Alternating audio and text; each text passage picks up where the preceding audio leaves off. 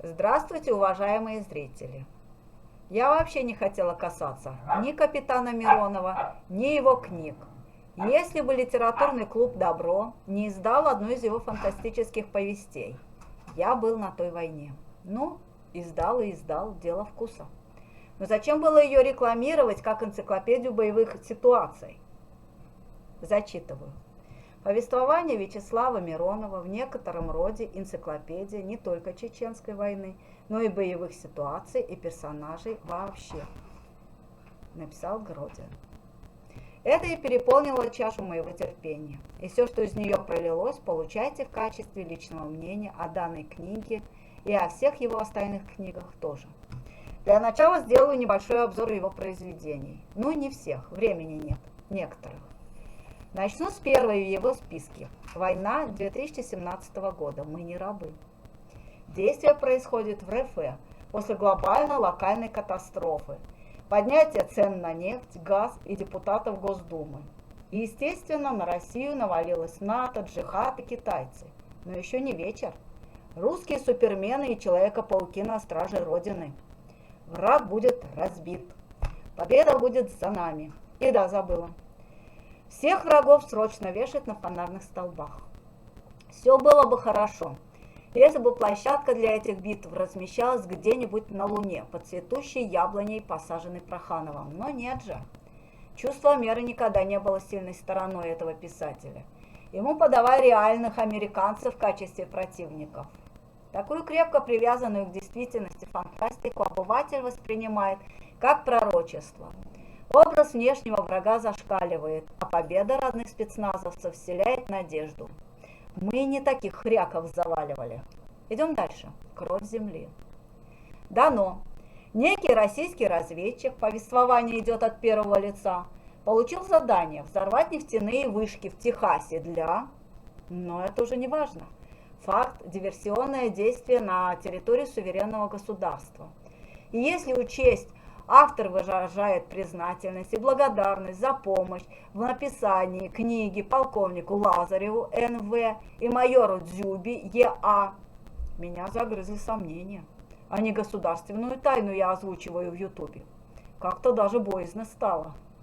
Это будет посерьезнее преступления, предусмотренного законом Клишаса. Лучше отложу книгу и перейду к следующей. Тем более, что после фразы «даже сердце подпрыгнуло от радости из груди» говорить уже точно не о чем. На очереди я был на этой войне. Та самая. Не буду разбирать художественные достоинства и недостатки. Каждый пишет, как умеет. Но факты разберу. Тем более, что книга как бы автобиографичная. Капитан Миронов, псевдоним автора, вроде бы был там. А теперь приступим к разбору полетов. Возьмем вот этот эпизод. Из Газбанка не заметил, но прокатясь метров 70, я ясно увидел, что в окнах дворца стоят, висят, привязанные, прибитые к рамам наши, русские, славяне, мертвые. Обратите внимание, были раздеты, их желтые тела повисли. Руки вверх, колени согнуты. Некоторые достают подоконника, и создается впечатление, что в безмолвной молитве они стоят на коленях, подняв к небу руки. Другие как бы зависли в воздухе. У третьих ноги свесились с подоконника внутрь или наружу. Привязанные или прибитые гвоздями руки не давали телам упасть. Многие были еще живы. То есть одеты? Интересно, кто их освидетельствовал? Кричали, плакали. Некоторые кричали, чтобы убили их и прекратили мучения. А он их это слышал. Другие, наоборот, умоляли их спасти. Духи, прикрываясь телами как живых, так и убитых, стреляли в нас. Редко кто из духов не был прикрыт телом русского солдата, офицера. Я с ужасом вдруг понял, что не смогу стрелять. Не уверен, что не попаду в своего, убитого или живого. Не смогу. Согласитесь, с этими раздетыми, одетыми автор немного начепушил. Или ему просто слова погромче нужно было склеить и наплевать на смысл? Дальше я немного пройдусь по этому фейку и хочу предупредить и заверить зрителей, что это не касается реально погибших людей в этой бессмысленной дикой войне. Ничего оскорбительного для их памяти. Говорить буду только то, что касается нелепого и тупого фейка, в который до сих пор многие верят. В Википедии есть упоминание о живом щите. Вспоминает генерал Рохля. Зачитываю. Накануне штурма боевики вывесили в окнах Совмина. Тут уже Совмин. Да, там трупы развешивали вместо занавесок. Трупы наших солдат, вероятно, казненных, пленных. Но это было трудно смотреть. Но к тому времени мы уже не первый раз сталкивались с жестокостью боевиков. Хорошо, если боевики были такие жестокие, и их жестокость часто очень встречалась, тогда почему нужно было выставить вообще в общий доступ именно вранье? А правду замолчали, умолчали, скрыли, что ли? Ну ладно. Ну генерал он и есть генерал. Выдавать дезинформацию его профессиональная обязанность. Но капитан Миронов даже его перепрыгнул. Он повешенных описывает живыми. Наверное, пока Рохлин дошел до центра Грозного, все уже поумирали. А теперь вот смотрите. 23 января 1995 года об использовании пленных в качестве живого щита сообщает в интервью радиостанции «Эхо Москвы» известный пропагандист Михаил Леонтьев. Вопрос. Вы говорите, что 9 января чеченцы вывесили на окнах здания Совмина распятых российских пленных, неизвестно, живых или мертвых. Скажите, пожалуйста, вы лично видели или нет? Леонтьев отвечает. Вывешенных пленных видели из КП дивизии офицеры. Но это уже ни в какие ворота. Когда здание захватывали русские войска, трупов там волшебным образом не оказалось. И меня лично смутило слово «неизвестно». Ведь их должны были снять, сфотографировать, запротоколировать и отправить в госпиталь или больницу на экспертизу. Только не пытайтесь меня разубедить, что, мол, в войне бывает всякое. Вспомните Великую Отечественную. Все было задокументировано и передано в суд, при том, что и съемок, и фото штурма Грозного предостаточно в сети. Вот что по этой теме сказал правозащитник Ковалев в его интервью в программе «Итоги» телеканала НТВ 29 уже января 1995 года. Ковалев. Мне это говорил даже Черномырдин, и тем не менее это неправда. То есть видел где-то, кто-то, потом рассказал другому кому-то. Если учесть, что сам Леонтьев, журналист, был там в это время и не видел, разрешите вообще усомниться в реальности виденного. Видели офицеры из КП. Слышал Черномырдин из Кремля. А где были журналисты, интересно. И главное, где были операторы. Да простой репортер с фотоаппаратом. Теперь опять зачитываю. Никто из вас, наверное, не видел, как вывешивали наших раненых в окнах Совмина. А я видел. Никто не показал, что на выбитом углу дворца, на металлических балках, тут уже балки, а не окна, были повешены наши пленные, а я видел. Не кастрированных, а растерзанных людей. Видел. Это рассказывает сотрудник МВД Борис Никодимович Батурин. Так они висели на углу или в окнах? Я, конечно, не архитектор, но понимаю, что это разные конструкции. Или оба здания были увешаны пленными, как елка, игрушками. А вот и журналисты, собственной персоной. Да не простые, а из «Комсомольской правды». Из пылу с жару берут интервью у солдата после штурма. В репортаже Ольги Герасимовой и Василия Устюжанина 24 января 1995 года. «Комсомольская правда». Промелькнул маленький кусочек. На следующий день мы разговаривали с 18-летним Андреем из 98-й воздушной десантной Ивановской дивизии. Его батальон вместе с самарцами 81-я и волгоградцами 33-я штурмовали президентский дворец и Совмин. Рассказ солдата. Нас было 400. Мы прибыли в Моздок 14 декабря. 29-го нас бросили в Грозный. Ребята, побывавшие в боях, подтверждают, что наших раненых подвешивали за ноги в окнах Совмина и из-за их тел вели прицельный огонь. Тут уже за ноги подвешивали. И как сочетается это с описанием Миронова, который там был? И как пропаганда может объяснить отсутствие фотографий, кинокадров про это? А ведь в январе 95-го в Грозном были иностранные журналисты, профессионалы своего дела. Они бы точно не упустили такие кадры.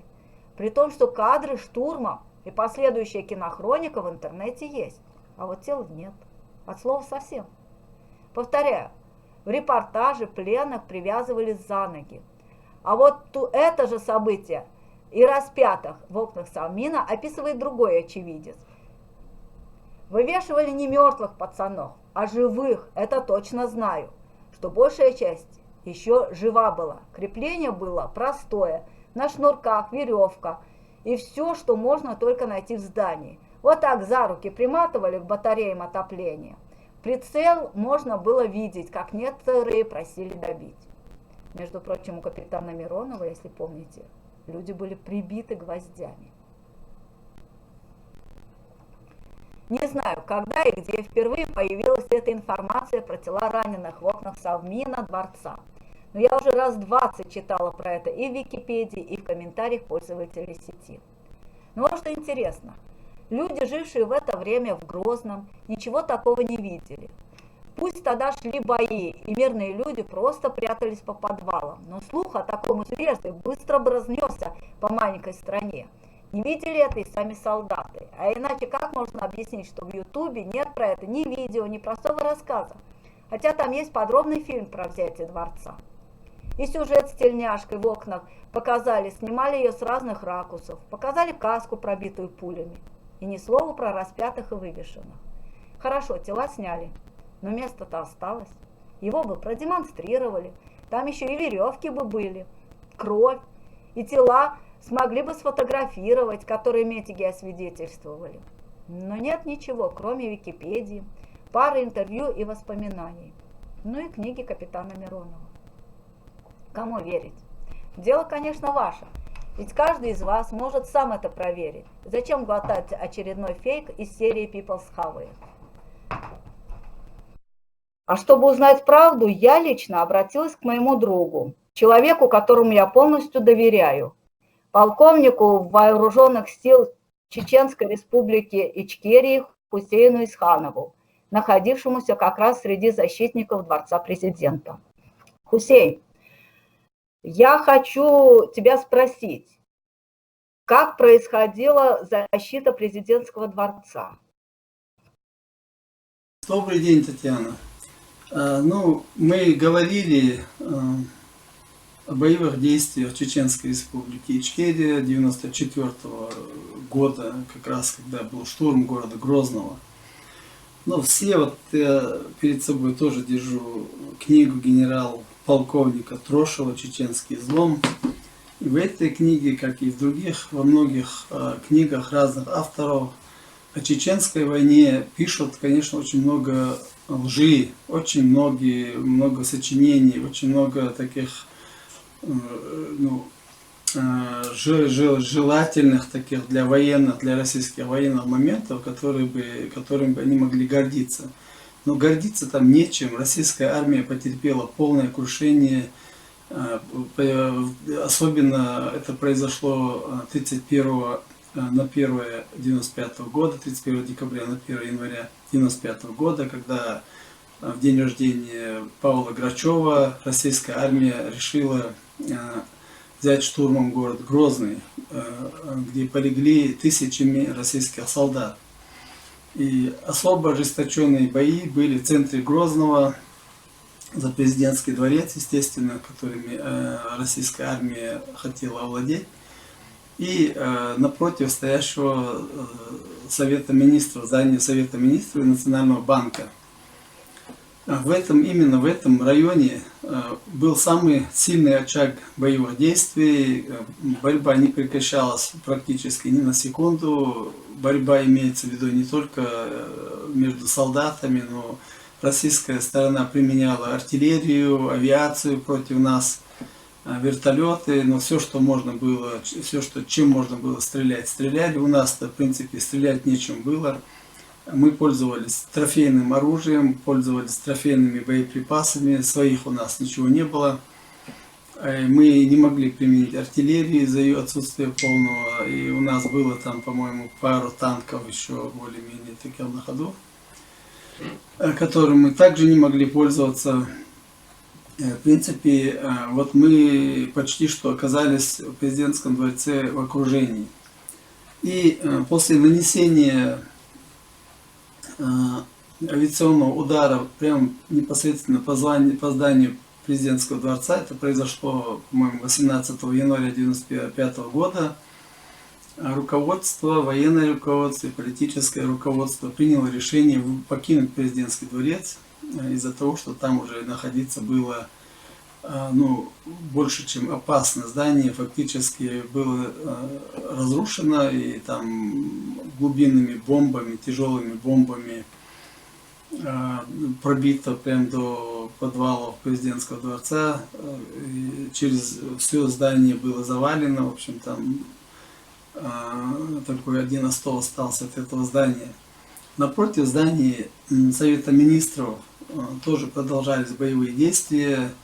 Тоже там ходят легенды, что якобы наши солдаты, наши военнослужащие брали в плен русских солдат морской пехоты. Ну там они были, присутствовали. Морская пехота пыталась штурмовать тоже центр города, потому что штурмовали не только морская пехота, все возможные и невозможные воинские подразделения, которые были у российской власти, они всех их поочередно пускали в бой. И там, естественно, были потери среди вот этих морских пехотинцев. Но вот эти легенды о том, что наши военнослужащие брали пленных солдат и там куда-то их вывешивали в проемах окон, или как-то привязывали там их для того, чтобы русские не стреляли. Но это такая полная чушь, я бы сказал, потому что, зная русских, зная российских военнослужащих, которые не жалеют не только своих солдат, да, они тысячами их пускали в расход, чтобы они жалели там каких-то солдат привязанных, если бы они там даже были. Никаких привязанных солдат не было, военнопленными занимался лично я, был ответственен за военнопленных, и они содержались в президентском дворце, все военнопленные, раненые тоже, военнослужащие, российские пленные. Мы им оказывали медицинскую помощь, кормили, поили, содержали в президентском дворце, отдельно офицеров, отдельно солдат, отдельно. Абсолютно никто над ними не издевался, абсолютно никаких оскорблений в их адрес не было. Это я могу подтвердить, потому что сам неоднократно контролировал, не то чтобы неоднократно, постоянно контролировал содержание, состояние вот этих военнопленных. После выхода, во время выхода из президентского дворца 18 января 1995 года мы вывели военнослужащих. Они нам помогали нести раненых, помогали нести оборудование, военные штабные кое-какие документы. И мы вывели их в район, я поручил людям, в общем, нашим служащим вывести их в безопасное место. И они были выведены в район Минутки. И я потом уже после того, как вышел, покинул президентский дворец и отправил людей, распределил там, нашел место для нового штаба. И пока там распределил, начал заниматься хозяйственными делами. После этого я пошел на поиски этих военнослужащих, пленных. Я нашел их в одном подвальном помещении одного из домов. Солдата, чеченца, которого я приставил к ним, к сожалению, этот парень оставил этих солдат без призора, без какого-либо надзора. Он взял с собой одного солдата, за которым приехала мама, отдал этой маме и сам уехал, в общем, ушел куда-то, я не знаю, куда он ушел, но после войны я его видел, спрашивал, разговаривал с ним, там, видимо, он раненый был, все такое. Потом этих солдат, оставленных без присмотра, я повел с собой и переправил их в Шали. где они после этого передали в ДГБ, и они там дальше с ними работали. Вот такая ситуация была в городе Грозном во время штурма. С нашей стороны, конечно, были тоже жертвы, естественные жертвы. И в президентском дворце, я хочу добавить, что в президентском дворце находились вместе с нами местные жители и русские бабушки, которые были голодные, некому было за ними ухаживать. Этих женщин, этих людей, всех, кто там был в президентском дворце, мы всех вывели за реку Сунжи и на правый берег реки Сунжи, и там распределили их. Ну, кто пошел куда, к родственникам, к знакомым, в общем, каждый ушел своим путем, а мы же продолжили свои действия по обороне и защите города Грозного и своего народа. Вот примерно такая история была в центре Грозного. Конечно, художественная книга – это просто книга. Ее не стоит рассматривать как летопись. Но когда заявлено, что автор старается писать только правду, это налагает ответственность. В общем, читайте и думайте. А подобным авторам хочу сказать: господа, нельзя же врать в особо крупных размерах. Меру хоть знаете.